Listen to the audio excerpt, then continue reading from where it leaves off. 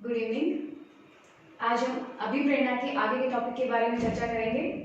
तो देखिए, अभिप्रेरणा के स्रोत। आज हम जानेंगे कि अभिप्रेरणा के क्या क्या स्रोत होते हैं। देखिए, अभिप्रेरणा के 4 स्रोत होते हैं। आवश्यकता, प्रणोद, लक्ष्य और प्रेरक। इसमें से देखिए, आवश्यकता, प्रणोद और लक्ष्य के बारे में पिछली क्लास में हमने जब संप्रत्यय पढ़ा था अभिप्रेरणा का, तो मैंने उसमें आपको समझा दिया था कि आवश्यकता, प्रणोद और लक्ष्य क्या होता है। तो आज हम जो चौथा तत्व या स्रोत है अभिप्रेरणा का, प्रेरक, इसके बारे में चर्चा करेंगे कि प्रेरक होता क्या है।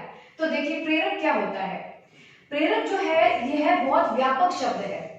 ये व्यापक किस लिए है, देखिए कि प्रेरक का मतलब क्या होता है। प्रेरक बराबर आवश्यकता प्लस प्रणोद प्लस लक्ष्य, यानी इन तीनों का समाहित रूप क्या कहलाता है, प्रेरक कहलाता है। और ऐसा किसने कहा है, वुडवर्थ ने। देखिए, फिर से ध्यान से समझिए, प्रेरक बहुत ही व्यापक है। ये व्यापक इसलिए है क्योंकि आवश्यकता और प्रणोद और लक्ष्य, इन तीनों का जो समाहित रूप होता है या इन तीनों का जो समग्र रूप है, उन्हें हम क्या कहेंगे, प्रेरक कहेंगे। यानी अभिप्रेरणा के जो साधन है या स्रोत है, उन्हीं में से प्रेरक क्या है, एक साधन है। और वो साधन क्या है, बाकी जो साधनों हैं जैसे आवश्यकता, प्रणोद, लक्ष्य, उनसे बहुत व्यापक साधन है क्या ये प्रेरणा का एक साधन है जिससे कि हम पूरी अभिप्रेरणा की क्रिया को पूरा कर सकते हैं। तो ये है देखिए प्रेरक। अब देखिए, हम प्रेरकों का वर्गीकरण पढ़ेंगे कि ये प्रेरक कितने प्रकार के होते हैं। देखिए, प्रेरक जो है वो मुख्यतः 2 प्रकार के हैं, जन्मजात और दूसरा है अर्जित। जन्मजात के अंदर कौन से प्रेरक है, देखिए भूख, प्यास, नींद, काम, प्रेम, क्रोध, काम यहाँ 2 बार लिख दिया गया है, मन, मूत्र, त्याग आदि। तो देखिए, यह है आपके जन्मजात प्रेरक। और अर्जित प्रेरक जो है उन्हें 2 भागों में बांटा गया है। एक तो है व्यक्तिगत और दूसरे हैं अन्य सामाजिक प्रेरक। जो व्यक्तिगत प्रेरक है उसके अंदर देखिए जीवन लक्ष्य, आकांक्षा, रुचि, मध्यवसन, आदत की विविधता, चेतन अचेतन प्रेरणा, अभिवृत्तियां आदि, ये सभी है व्यक्तिगत प्रेरक। और अन्य सामाजिक प्रेरक में आते हैं आत्मगौरव, युयुत्सा, अर्जनात्मक और सामुदायिकता। तो देखिए, ये सारे क्या है, प्रेरकों के प्रकार है जिसको हम अब एक एक करके अध्ययन करेंगे कि ये कौन से प्रेरक है और किस प्रकार व्यक्ति को प्रेरित करते हैं जीवन में किसी भी कार्य को पूरा करने के लिए। तो देखिए, शुरू करते हैं जन्मजात प्रेरक से। तो जन्मजात प्रेरक जो भूख है, सबसे पहले भूख के बारे में चर्चा करते हैं। देखिए, यह व्यक्ति में, प्राणी में जन्म से ही आरंभ हो जाता है। बालक को बचपन से ही भूख लगनी आरंभ हो जाती है। और भूख का क्या कारण होता है जिसके कारण व्यक्ति को भूख लगती है, क्योंकि हमारी मांसपेशियों में संकुचन होता है और उस संकुचन से और चीनी की मात्रा की अगर कमी आ जाती है आपकी बॉडी में, तो आपको क्या होगी, भूख प्रेरक आपके बॉडी में उत्पन्न हो जाएगा और उसी प्रेरक की वजह से आप अपना कार्य करना पूरा करते हो। अब देखिए, भूख की वजह से व्यक्ति को 2 प्रकार की समस्या देखनी पड़ती है। एक एनोरेक्सिया नर्वोसा, जिसमें व्यक्ति मोटे होने की डर से व्यक्ति कम खाता है, पतला रहना चाहता है। एक है बुलिमिया, जिसमें व्यक्ति बार बार बहुत खाता है। तो ये 2 प्रकार की समस्याएं हमारे भूख से संबंधित है। अगला देखिए प्यास। प्यास जो प्रेरक है, ये भूख के साथ साथ चलने वाला प्रेरक है। जैसे भूख लगती है वैसे व्यक्ति को प्यास लगती है। जब व्यक्ति में पानी की आवश्यकता की कमी होती है तो प्यास प्रेरक आ जाता है और उसे वो पूरा तब करता है जब उसे पानी की प्राप्ति हो जाती है। इन दोनों का ही अध्ययन कैनन और वार्शमैन ने किया था, भूख के बारे में और प्यास के बारे में। अगला चलिए नींद। जब व्यक्ति में थकान होती है तो व्यक्ति को नींद चाहिए, क्योंकि उसकी मांसपेशियों की जो शक्ति होती है वो कमजोर हो जाती है और वो प्रेरित हो जाता है कार्य करने के लिए किस प्रकार का, कि उसे अब नींद लेनी है। नींद जो होती है वो 2 प्रकार होती है, तीव्र आंख नींद और अतीव्र आंख नींद। तीव्र आंख नींद ऐसी होती है जिसके अंदर आपको रात को सपने आते हैं, आपको गहरी नींद नहीं आती, सुबह आप उल्लास के साथ नहीं उठते हो, आपका बीपी हाई रहता है। और अतीव्र आंख जो नींद है वो गहरी नींद होती है और सुबह आप उल्लास के साथ उठते हो, आपका बीपी कम रहता है। तो ये इस प्रकार की दो प्रकार की नींदें हैं और इस वजह से आपका प्रेरक उत्पन्न होता है। आगे चलते हैं। काम, यह व्यक्ति की एक आवश्यकता होती है, ये भी एक प्रेरक है, लेकिन ये बाकी सभी प्रेरकों में सबसे कम महत्वपूर्ण प्रेरक है। प्रेम, देखिए प्रेम जो प्रेरक है वो भी व्यक्ति में जन्मजात पाया जाता है, बालक हो या चाहे व्यक्ति, हर व्यक्ति स्त्री हो या पुरुष, वो ये चाहते हैं कोई ना कोई उन्हें प्रेम करे। तो ये प्रेरक तब तक कार्य करता है जब तक कि उस व्यक्ति को प्रेम ना मिले। क्रोध, क्रोध भी उसी प्रकार जन्मजात पाया जाता है। क्रोध इसलिए आता है जब व्यक्ति की कोई इच्छित वस्तु उसे प्राप्त नहीं होती है तो उसमें क्रोध प्रेरक उत्पन्न हो जाता है, और जब वो प्राप्त हो जाएगी या उसकी आवश्यकता कोई पूरी कर देगी, उसकी कोई डिमांड पूरी कर देंगे, तो ये प्रेरक क्या होता है, शांत हो जाता है। लास्ट देखिए, एंड वेरी इंपॉर्टेंट, मल मूत्र त्याग, ये जो प्रेरक है ये व्यक्ति के आचरण को बहुत प्रभावित करता है, इसीलिए इसका विशेष रूप से ध्यान रखिए। ये जो है इसका अध्ययन फ्राइड ने किया था, और यहाँ पे जो काम प्रेरक बताया गया था उसका अध्ययन भी फ्राइड ने किया था। उनके अनुसार क्या है कि बालक में अगर इसकी कोई समस्या होती है बचपन में, तो ऐसे बालक क्या होते हैं, वो कंजूस और जिद्दी प्रकृति के बनते हैं, और यदि इन बालक के द्वारा आप ये क्रिया बालकों से जबरदस्ती करवाओगे तो भविष्य में वो आक्रमणकारी भी बन सकते हैं। तो ये उसके आचरण से संबंधित है, तो इस पर विशेष ध्यान देना चाहिए। ये थे हमारे जन्मजात प्रेरक। आगे चलते हैं। देखिए अर्जित प्रेरक में सबसे पहले बात करेंगे हम व्यक्तिगत प्रेरक के बारे में। व्यक्तिगत प्रेरक क्या होते हैं, कौन से होते हैं? देखिए पहला, जीवन लक्ष्य।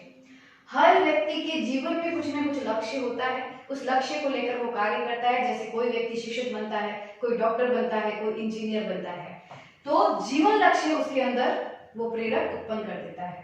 आकांक्षा, हर व्यक्ति की कुछ आकांक्षाएं होती है और इन्हें प्राप्त करने के लिए वो भरपूर प्रयास करता है। इसी प्रकार रुचि है, व्यक्ति की अलग अलग दिशा में अलग अलग क्षेत्र में रुचि होती है और उन्हीं के अनुसार वो कार्य करता है। मध्यवशन, देखिए ये ड्रग एडिक्शन वाली बात है। जब व्यक्ति में किसी नशे की आदत हो जाती है तो वो ऐसी स्थिति बन जाती है उसके शरीर में कि वो व्यक्ति भूखा तो फिर भी रह सकता है लेकिन नशा किए बिना नहीं रह सकता। तो ये भी एक प्रेरक उत्पन्न करने का कार्य करता है। आदत की व्यवस्था, देखिए आदत व्यक्ति में कैसे बनती है। व्यक्ति किसी भी क्रिया को बार बार करता है तो उसकी आदत बन जाती है। आपकी बॉडी उस आदत को करने में हमेशा एक ढल जाती है। फिर क्या होता है, यदि आप उस कार्य को या उस आदत को आदत के अनुसार कार्य नहीं कर पाओगे तो आप देखिए आपकी बॉडी में एक तनाव उत्पन्न हो जाएगा और आप विवश हो जाएंगे उस कार्य को करने के लिए जब तक कि आप अपनी आदत के अनुसार कार्य ना कर ले। तो आदत की विशेषता भी एक प्रेरक है।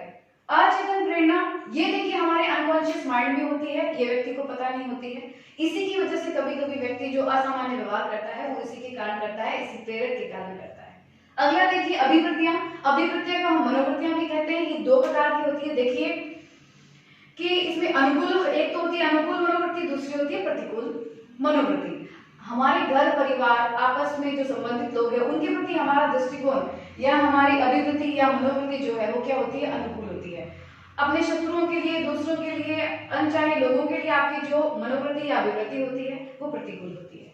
तो ये थी हमारी व्यक्तिगत प्रेरक। आगे चलते हैं, अन्य सामाजिक प्रेरक कौन कौन से हैं। इसमें देखिए पहला है आत्मबोध। देखिए ये भावना हर व्यक्ति के अंदर पाई जाती है। हर व्यक्ति दूसरों से अपने आप को अच्छा साबित करना चाहता है, दूसरों पर अधिकार करना चाहता है, तो ये प्रेरक भी व्यक्ति को क्रियाशील बनाता है। युयुत्सा, युयुत्सा जो प्रेरक है वो व्यक्ति में निराशा का परिणाम होता है, क्योंकि किसी आवश्यकता के पूरा नहीं करने के कारण ये जो प्रेरक है वो व्यक्ति को उत्पन्न हो जाता है। अर्जनात्मक, देखिए ये जो प्रेरक है ये बचपन में पाया जाता है, बचपन में भी पाया जाता है और आपकी उम्र के साथ बढ़ते बढ़ते ये प्रवृत्ति भी आपके अंदर बढ़ जाती है। अर्जन यानी किसी भी चीजों का संग्रह करना, हम उन्हें संजो के रखते हैं। जैसे बचपन में हम किसी भी आकर्षक वस्तु या उपयोगी वस्तु को हम संभाल के रखते थे और यही प्रवृत्ति हमारी आज भी है। हम बड़े हो गए, जैसे पैसा है उसे हम अर्जन करके रखना चाहते हैं, तो ये हमारे लिए एक उपयोगी वस्तु है। तो ये प्रेरक आपको इस प्रकार से क्रियाशील बनाता है। अंतिम देखिए सामुदायिकता, इसके अंदर व्यक्ति सामाजिक संपर्क के लिए कार्य करता है।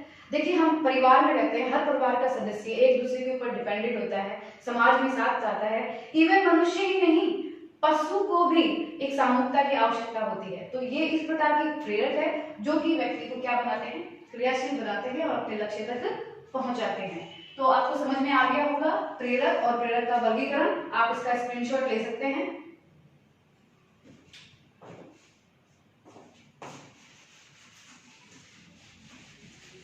देखिए आगे चलते हैं।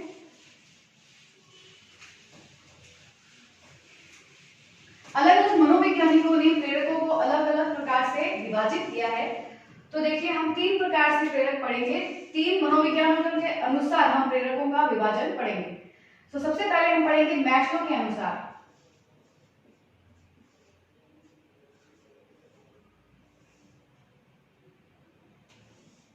मैस्लो के अनुसार जो प्रेरक होते हैं वो 2 प्रकार के होते हैं, जिसमें पहला है जन्मजात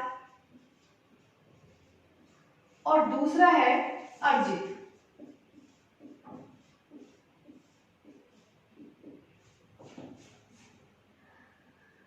दूसरा देखिए थॉमसन के अनुसार ये 2 प्रकार के होते हैं, स्वाभाविक और दूसरा है कृत्रिम। तीसरा देखिए गैरेट के अनुसार प्रेरक 3 प्रकार के होते हैं, जिसमें पहला है जैविक, दूसरा है मनोवैज्ञानिक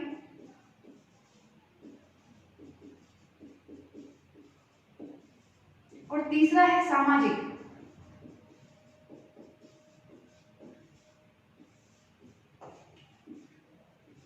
देखिए अलग अलग मनोवैज्ञानिकों के अनुसार प्रेरकों को अलग अलग माना गया है। मैस्लो के अनुसार ये 2 प्रकार के हैं, जन्मजात अर्जित। थॉमसन के अनुसार 2 प्रकार के हैं, स्वाभाविक और कृत्रिम।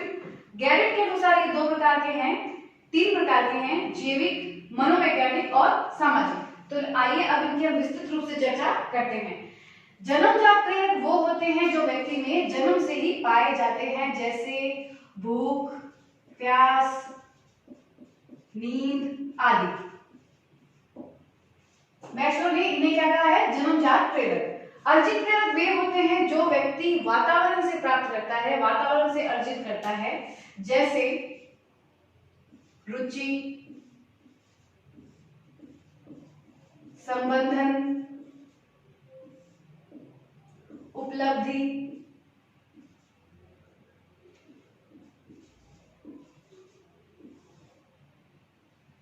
आदि।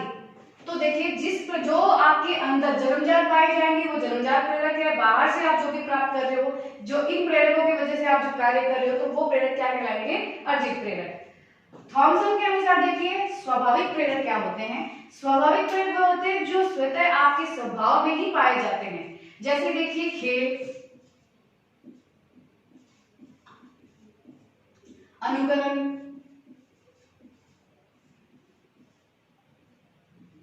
सुख प्राप्ति आदि। तो देखिए ये इस प्रकार के जो प्रेरक होते हैं वो स्वाभाविक प्रेरक होते हैं, क्योंकि आपके स्वभाव में पाए जाते हैं। ये अनुकरण के द्वारा प्रेरक उत्पन्न हो जाता है, सुख प्राप्ति के कारण हो जाता है, खेलने की वजह से आपके अंदर प्रेरक आ जाता है और आप क्रियाशील होकर अपने लक्ष्य के लिए कार्य करते हैं। दूसरा है देखिए कृत्रिम। ये जो प्रेरक होते हैं वो स्वाभाविक प्रेरक के पूरक के रूप में काम करते हैं। एक्चुअली में ये जो प्रेरक है उसका कार्य होता है व्यक्ति के व्यवहार को नियंत्रित और प्रोत्साहित करना। देखिए उसके उदाहरण क्या क्या है? दंड, पुरस्कार,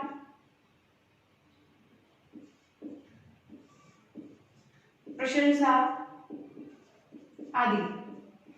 देखिए इसे आप एक उदाहरण से समझिए कैसे आप में प्रोत्साहन या दंड व्यक्ति के व्यवहार को नियंत्रित कर सकता है। कृत्रिम जो प्रेरक है, समझ लीजिए कि कोई बालक है जो बहुत पढ़ता है, अच्छे से पढ़ाई करता है, तो अगर आप उसे पुरस्कार दे देंगे तो वो जो प्रेरक है उसके अंदर कार्य करने का वो और भी बढ़ जाएगा और अच्छे से कार्य कर पाएगा। और यदि आपने उसे दंड दे दिया तो वो प्रेरक वैसे काम करेगा, वो व्यक्ति उस कार्य में करने में थोड़ा सा नियंत्रित हो जाएगा। तो कृत्रिम प्रेरक जो होते हैं वो स्वाभाविक प्रेरक के क्या होते हैं? पूरक के रूप में काम करते हैं, जो कि व्यक्ति के व्यवहार को नियंत्रित करता है और उसे प्रोत्साहित करता है। अंतिम देखिए गैरेट के अनुसार है पहला जैविक। जैविक प्रेरक वे होते हैं जो व्यक्ति के जीवित रहने के लिए बहुत ही जरूरी होते हैं। इन्हें हम शारीरिक प्रेरक भी कह सकते हैं, जैसे भूख, प्यास, नींद आदि। मनोवैज्ञानिक जो प्रेरक है वो आपकी जितनी भी मनोवैज्ञानिक दशाएं हैं उनकी वजह से जो आपके प्रेरक उत्पन्न होते हैं वो कहलाते हैं मनोवैज्ञानिक प्रेरक, जैसे सुख, दुख, क्रोध आदि। और अंतिम देखिए सामाजिक प्रेरक क्या होते हैं, जो सामाजिक परिस्थितियों में आप उत्पन्न होते हैं आपके अंदर, जैसे परिवार, आस पड़ोस या कॉलेज या विद्यालय, जो भी सामाजिक एक परिवेश है उसके अंदर जब आपके अंदर कोई प्रेरक उत्पन्न होता है तो सामाजिक प्रेरक कहलाते हैं, जैसे रुचि, शक्ति, आत्मगौरव आदि। तो ये देखिए ये था प्रेरकों का वर्गीकरण मैस्लो, थॉमसन और गैरेट के अनुसार। आप इसका स्क्रीनशॉट ले सकते हैं।